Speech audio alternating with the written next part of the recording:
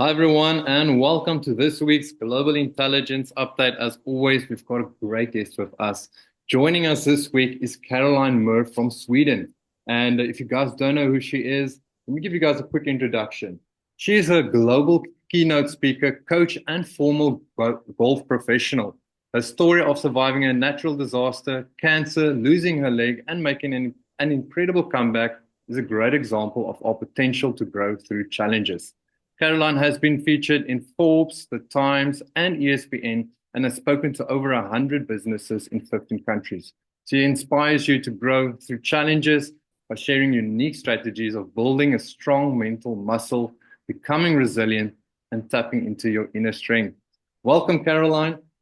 And I think it was such a Thank humble you. introduction. Is there anything that I missed or you'd like to add on? I can add something, even though it actually doesn't not yet still apply for the international market. I'm giving out my book in exactly 2 weeks, but Oh, it is in Swedish in Sweden. Woo! It's a congratulations. Yeah, thank you. It's actually been a dream since many, many, many years. And I've spoken to Antonio, which we see here in the room today, a lot about it. And I mean, he's a great role model, written so many books. So I finally got it together and wrote a book, and it's coming in 2 weeks. But so far, only in Swedish, but I'm having plans that it's going to come in English too. Oh, that's great news. And you are so right. Antonio is such an expert in that field. And I think let's jump into the session. For those that are joining us offline, online, the topic we're talking about today is igniting and resilient blueberry intelligence. So, Caroline, tell me, why a blueberry? Yes, so this is very interesting. It has actually a little bit of a background story, which I would love to talk about first. And I'm from Sweden, right? I'm from a small little, not even a city, but a little village outside of a big city called Karlstad. And I remember putting on my way too big rubber boots to head out to the lush garden and meet my mother when I was about like 5 years old.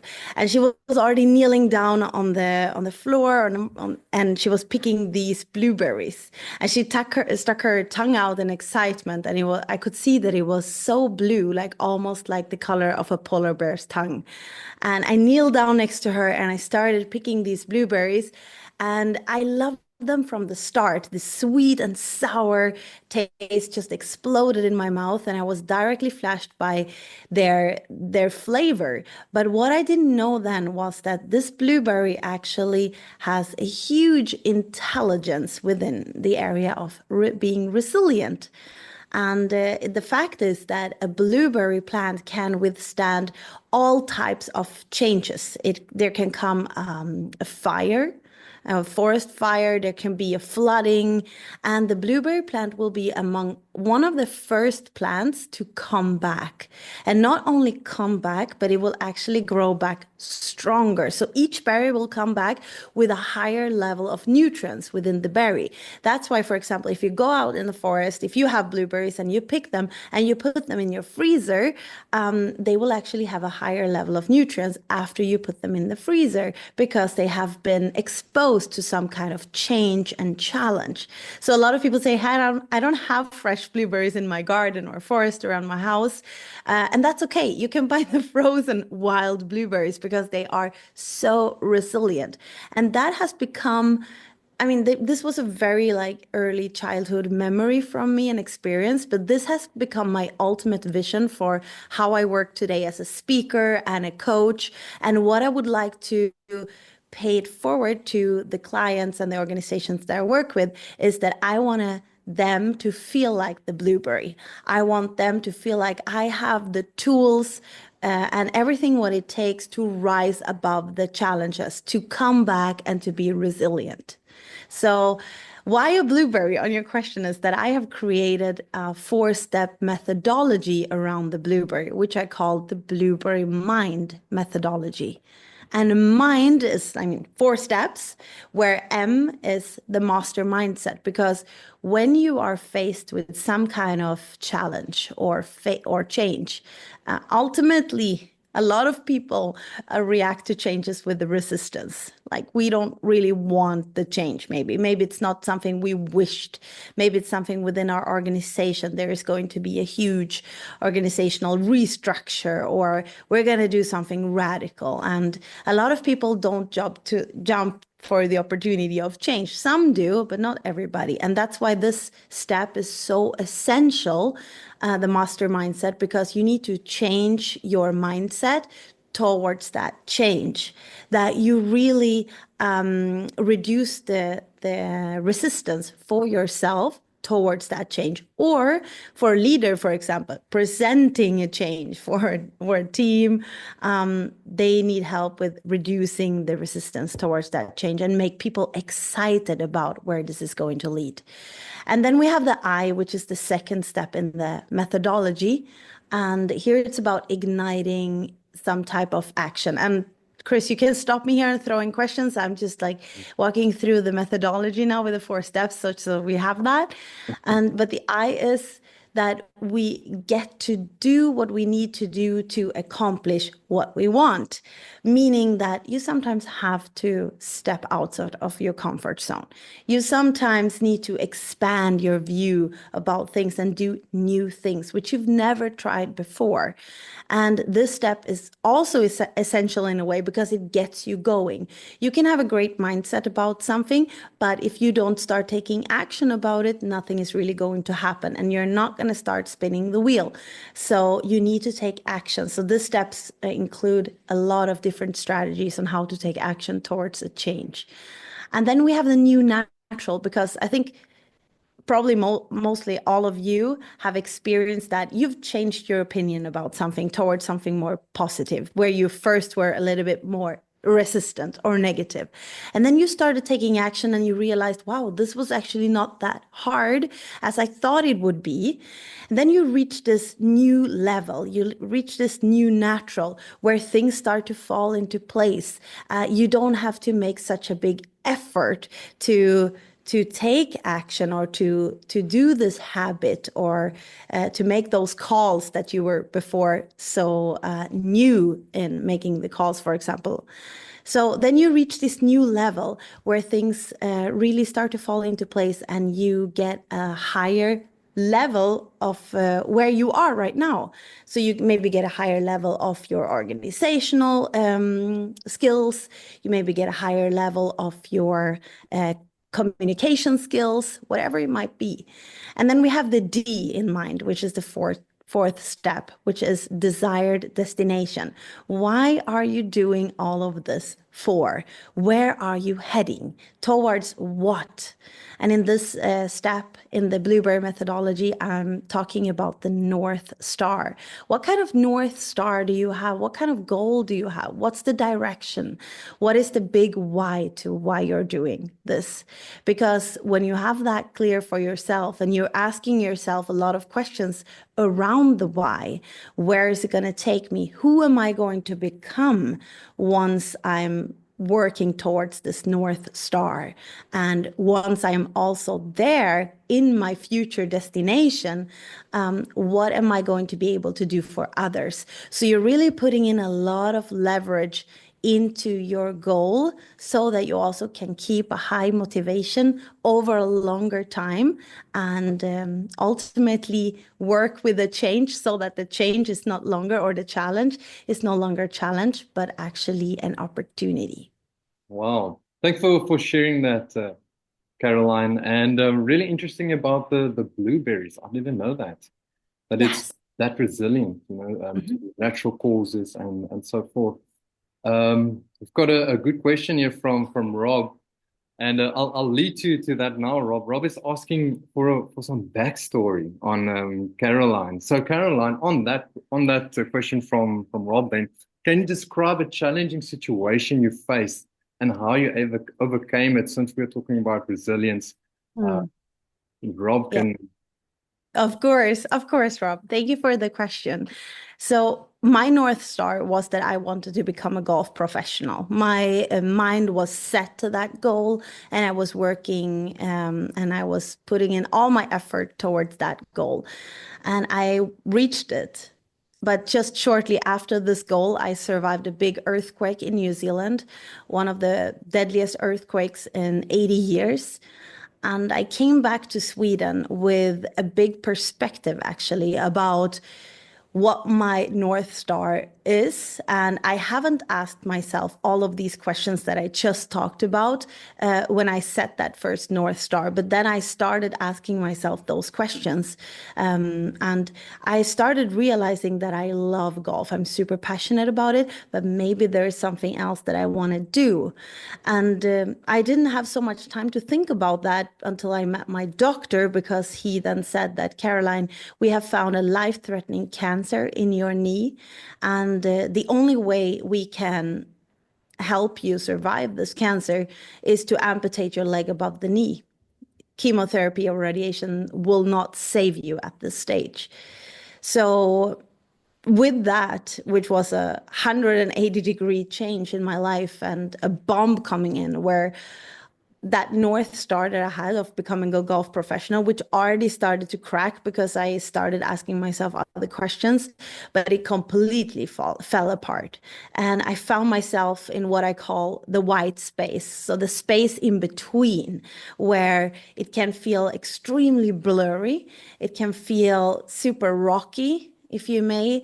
And I tried to reach for solutions, or I tried to reach for strategies, but I couldn't find any. It was like somebody has, hit me in the face and in the stomach and everywhere at the same time. And I was just grounded on the floor, not knowing where is the next step to take. But suddenly this fog started to fade away, and I started to see more clear, because it was very obvious when my doctor said that you have only 3 weeks until we have to do the surgery. I realized that time was of the essence. And if I use all of these strategies, the mindset strategies that I have learned from golf, visualization, and powerful questions, focus strategies, if I use all of that and I apply that to this big challenge in my life right now, maybe I can set a goal that I will lie on the surgery bed feeling complete, full of trust. I feel ready, and I feel excited for this new life. What if this is possible?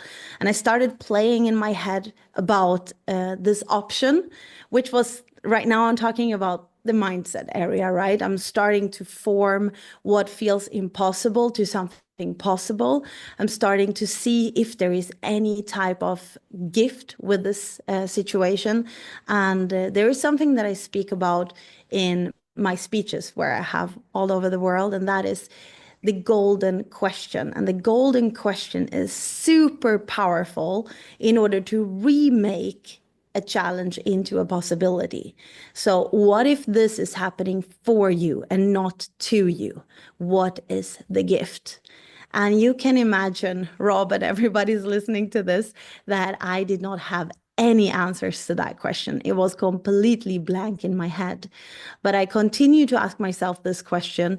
And suddenly I realized that, hey, I never have to pay full price again for foot care, or I never have to sort socks after washing, or I can get a shoe buddy who has the other leg amputated and wears the same shoe size as me. And there started to plop up all of these possibilities that I did not even have access to with 2 legs.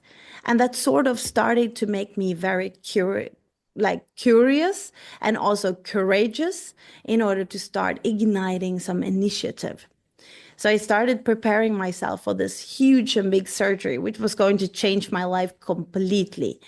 And I set a goal that 2.5 months after my surgery, I'm going to play Sweden's biggest team tournament on one of Sweden's toughest golf courses in the south of Sweden. And I have no idea if I can play this tournament with one leg. I don't know if I can play it with a prosthetic, if I have time to get one. I don't know if I can play it with a machine that lifts you up. I basically had no answers. But this is, in my experience, the secret in not getting stuck is asking yourself, okay, how am I going to do this? Because I guess that all of you have a lot of experience with having a big dream, and then the how comes too soon, and we don't have answers for the how yet. We have this passion, we have this motivation for that goal, and what if you stay more curious and open in exploring what is the how? How can the how look like? Instead of logically and thinking that we have to have all the answers towards our goal directly. That would have made me stop at that moment. But I did not ask myself the question how. I just let that be. And I said to myself, I'm going to explore this. I'm going to start doing things, and I'm going to ignite initiative so that I realize what works and what doesn't work. That is going to be my way forward. And that was to me the success in making that comeback 2.5 months after my amputation, playing in that tournament together with my sister on one leg. And we won that tournament. She and I, we played the best golf I have ever played. And we beat all of the professionals in Sweden, which was to me just a receipt of that, not getting stuck in the how, but just exploring, having a focus on your North Star, and yeah, continue working towards that, and having the support system around you that pushes you towards those possibilities, like people helping you to steer your focus. Because of course I was not a machine who was just, indulging all of the focus things myself, all of the focus strategies myself, but I was actually getting help a lot from my team, consisting of friends, family, coaches, mentor. I had an amazing mentor who is a great friend of mine today, who is called Lasse Gustafsson. He's a fireman from Sweden. He was 24 years old when he, on his first mission, went out as a firefighter, ending up in a propane gas explosion. And he woke up at the hospital 2 months after the accident with a completely new face and a completely new life. And he had a 3-degree burn on his entire body. And the first time I met Lasse, I was not surprised by meeting him in that way, but I was very surprised by the way he views life. Lasse is one of the most beautiful human beings I know. And he said, with humor, Caroline, you can go really, really far. And I think that as an ingredient towards being more resilient is something very, very important as well. Wow, what a story of resilience. Thanks for sharing that, Caroline. And I have to ask, through all of that, what strategies did you use to stay resilient in the face of adversity? So one of my favorite ways in order to stay resilient is asking the right type of questions. I already told you not to get stuck up in the how. That was one thing that I actually did forbid myself to ask after I got the cancer diagnosis. Why me? I was an elite athlete. I have never been eating better. I have never been training more. I was living that typical healthy lifestyle that we all think, this is the ideal. It doesn't get you immune from being sick. But of course, that question arose in that moment. Why me? This is something that I read about in the newspaper. I may, after reading the story, turn the page and think this is never going to happen to me. But it did. And I realized this question will not get me further. This question will not help me get the answers that I need to get towards my North Star. So I did actually put a big fat like error on that question and said, no, no, no, no, no, I'm not going to allow myself to ask myself this question. So questions that will bring you forward is one way to be resilient in change. And for me, that was the golden question, for example. When this is happening for me, this situation right now, and not to me, what is the gift? Does it allow me to step outside of my comfort zone? Does it allow me to learn something new? Does it allow me to see something that I have never seen in another person or in myself? Does it allow me to expand my perspective about a certain thing? Does it allow me to up-level my skills? Does it allow me to be more innovative, create new products, create new strategies, create new services, whatever it might be? And once you see that, you directly start turning the obstacle into an opportunity. So questions for sure. But also, another strategy that I use to be more resilient is really to start to listen and to listen to my body. I believe that our body has a great intelligence and can also talk to us, especially in moments when we are faced with adversity, and can help us unlock things that we need to see. For example, if I find myself in a stressful moment, getting a lot of pain in my throat, that is to me just an objective sign that I might not be speaking my truth to myself, to somebody else, or I might not stand up for what I want right now in this moment because it's all overwhelming to me and it's just too much. And my body is just trying to tell me, you need to speak up, you need to set a border, or you need to say something. That is to me another strategy that I use in order to be more resilient, to come back to a solution. It might not work for everybody. It might not be what everybody sees is that our body talks to us. But what if your body would talk to you? What would it try to say? With you having that sort of like issue or something in your body that is telling you, something is off. That is really effective. So yeah, and also the support system. That is the third one. The Awesome. support system, yeah. The support system, that pushes you to the possibilities when you don't have the power to see them yourself. Well, thanks for sharing that, Caroline. I've got a question here from Sam. He's asking, please differentiate between the mentor and coach. Mhm. So, yeah.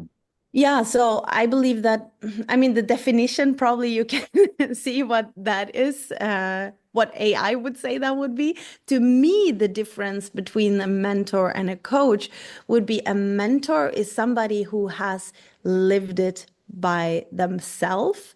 In a way, it doesn't need to be necessarily the same thing.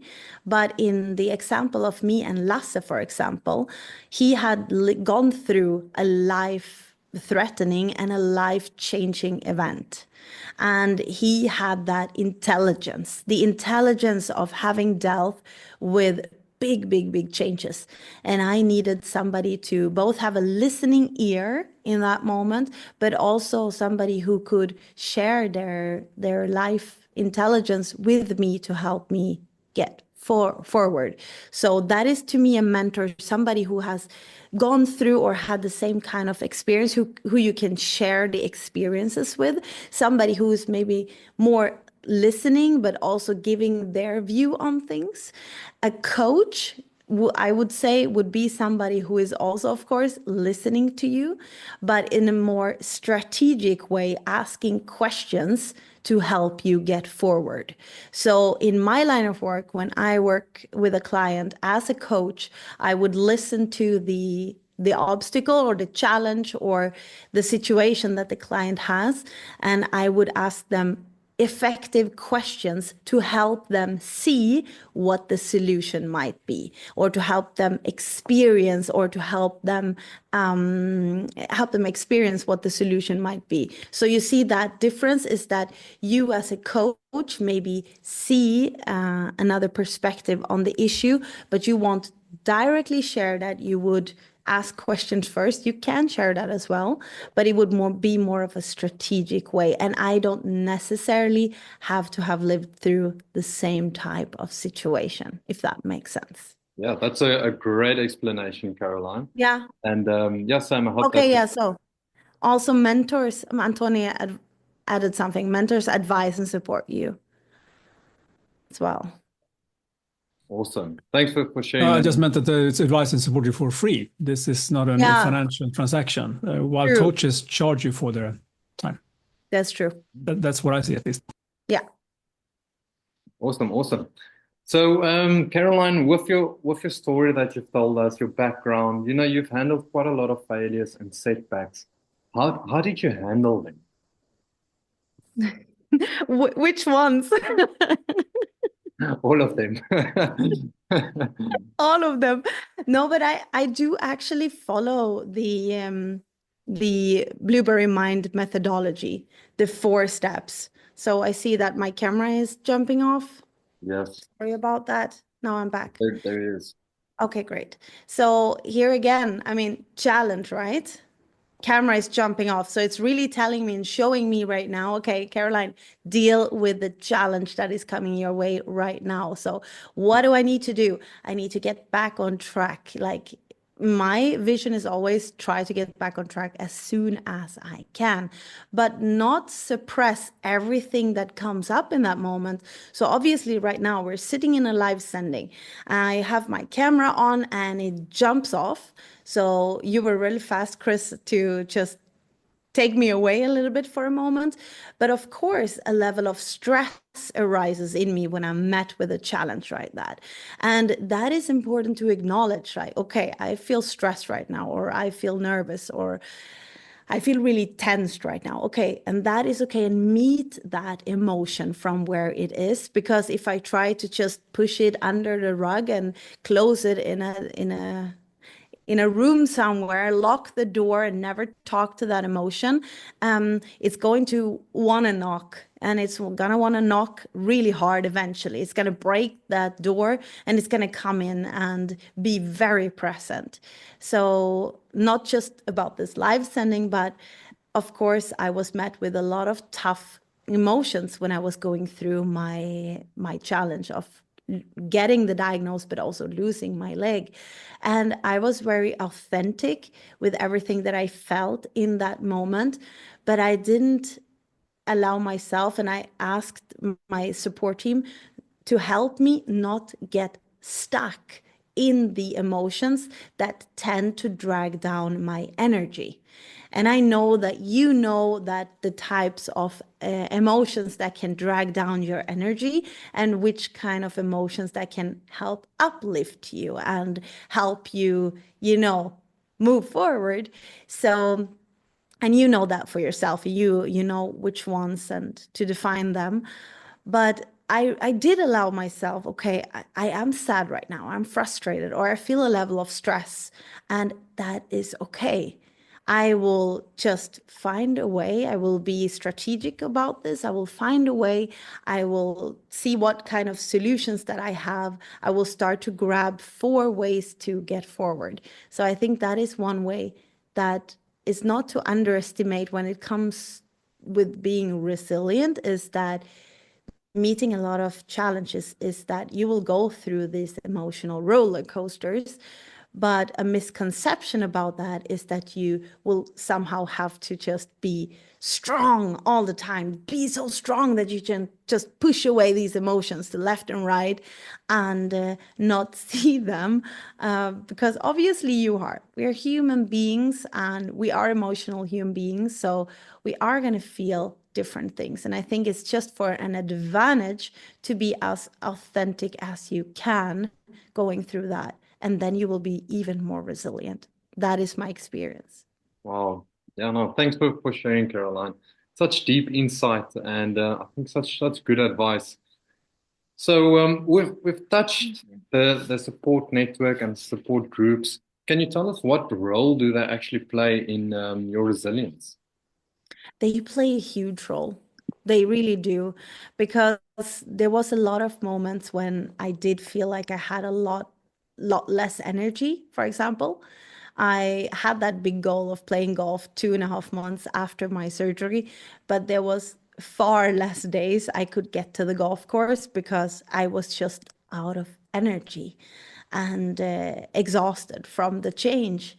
And what I did then was that they helped me to to visualize the golf tournament from my sofa at home. And sometimes I had help with somebody guiding me to look at that golf tournament. Sometimes I was lying there by myself doing the visualization. But when I started to doubt, if is this really going to happen? Is this big goal that I set out for myself? Like sometimes we have those big, crazy dreams that we feel super passionate about, super motivated about. But then eventually we hit that bump in the road, which is called the doubt bump, that I call it, where we start to maybe doubt things, or maybe you don't doubt it at all, and you just keep going for it. But sometimes we hit that doubt bump. And when we do, it can feel easy just to turn around and walk the other way and let the North Star just see the back of you. But the support system, they really helped me to turn around at those moments and see, hey, Caroline, if this is possible, in what way could we make it possible? So when I was exhausted, for example, maybe one day consisted of just standing up from my sofa and training all the muscles under the foot. There are more than you would think. But if you would just stand up by yourself right now on one leg and hold up the other leg a little bit longer than comfortable, you would also start to notice that there are a lot of different small muscles that needs to be trained. So this support system, they really helped me with those small things that played a significant role in order for me to then later perform, but also not only making a comeback, but making a comeback to life also. Awesome. Such a great analogy on a support group. And I have to ask this question as well. What are some of the common misconceptions about resilience? No, but that is, for example, that what I talked about, that, you have to be like super duper strong all the time, strong in a sense of not feeling the emotions that are present, for example. And like pushing away those things is like one great misconception, is that then you are not resilient. And actually, I had that with my husband last week. I was coming out of a meeting that did not go as I wanted to, and I felt really disappointed in my performance during the meeting, but also how the meeting was structured and so on. And then I obviously felt all of those feelings, and my husband said, I don't recognize you, because he doesn't see me like that maybe most of the time. And he said, now you need to take your own medicine and be resilient. And I said to him, that's not really what it's about. Like, I'm allowed to feel that emotion right now, because if I don't, I will just suppress it. It will grow for me. So if I just allow myself to be really like, okay, I am really disappointed, but then ask myself a question like, what did I learn from this? Okay, what did I learn? And then we're tapping into the resilience. Then we're coming from this platform of disappointment, but turning into a fire of, I want to do better next time. What did I learn from this moment right now?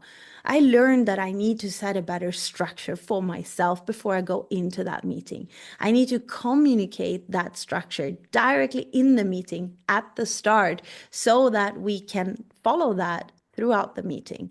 And I maybe need to prepare myself even better than I did today, because I didn't prepare myself showing up for that meeting. So there was 3 things that efficiently that I learned, which I can take to the next time I'm going to have an alike meeting. And then I'm really tapping into that resilience power.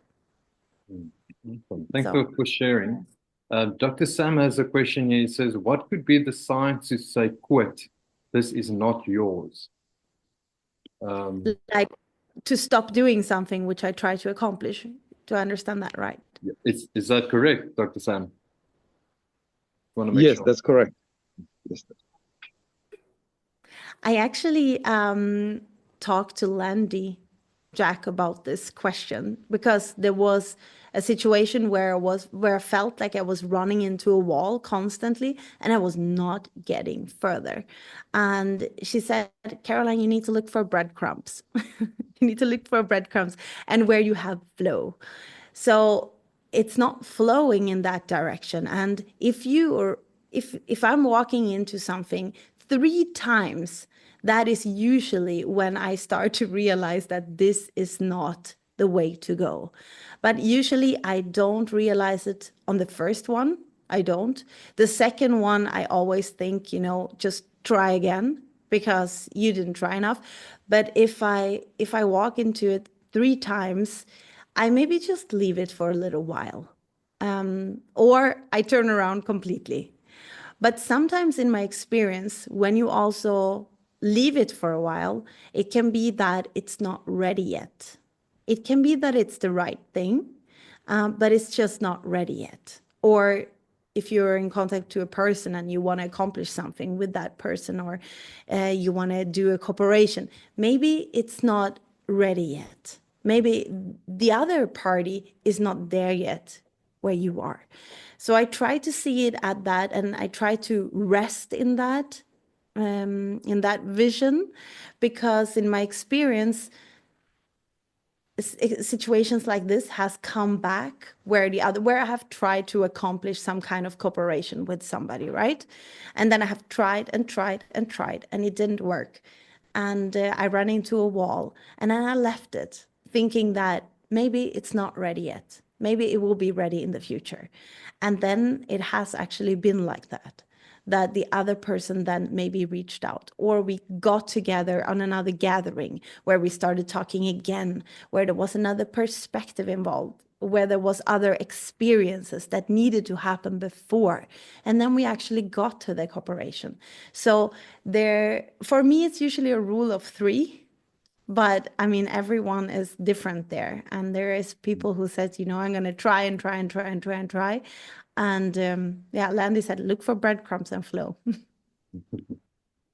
Yes. Great question there, Dr. Sam. And my next question actually touches the subject a little bit. And this might be a question that the audience would like to know. How do you balance self-care with pushing through tough situations? Yes, it's a very important question. I would like to ask you that as well.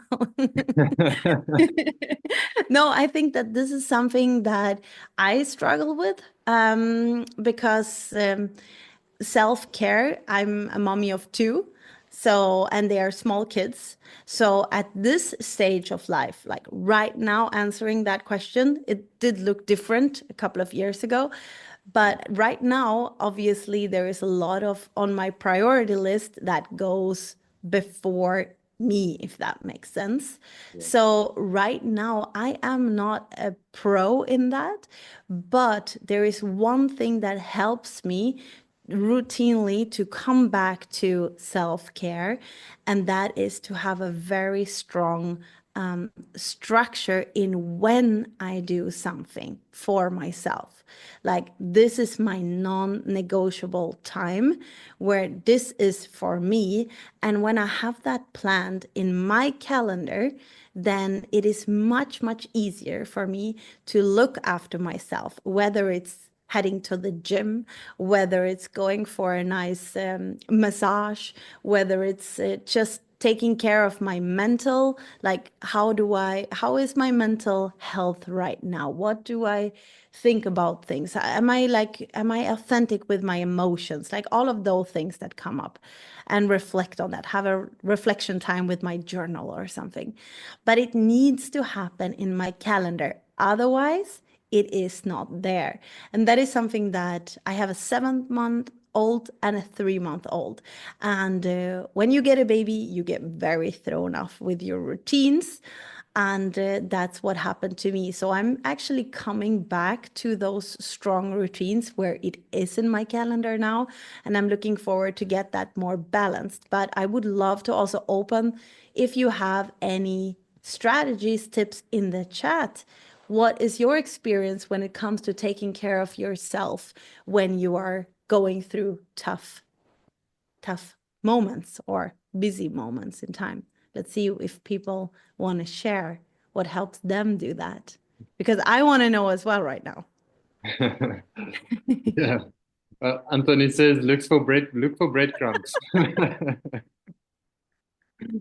Love it. So guys, I've got one more question left. If you have anything for Caroline, please drop it in the chat, or after I've asked this one, you're more than welcome to unmute yourself and then you can ask yourself. But for my last question, Caroline, I want to ask, what advice would you give to someone struggling to build their resistance? Okay. Someone who struggles with their resilience. Yes. Okay. So I would do those 3 things that I talked about earlier today, is that listen to your body. Like, is your body trying to tell you something? Does that make sense for you? Maybe it does, maybe it doesn't. That is one thing. Have compassion for yourself. When you have compassion for yourself in being resilient, it is much easier to let go of the resistance. Because if you push and you push and you push towards something, but it doesn't feel good towards yourself, you're not gonna reach there. So have compassion for yourself. It is okay. Take that time that you need. And also, don't ask, why me? Or why is this happening to me? Why right now? If that question doesn't help you move forward. Yeah. Great answer. Did So there come some things on the self-care? yes, we've got a few. And besides Antonius, look for the breadcrumbs. Stephanie says, I also have to diarize to set a reminder for myself to look after myself. Yeah, very important.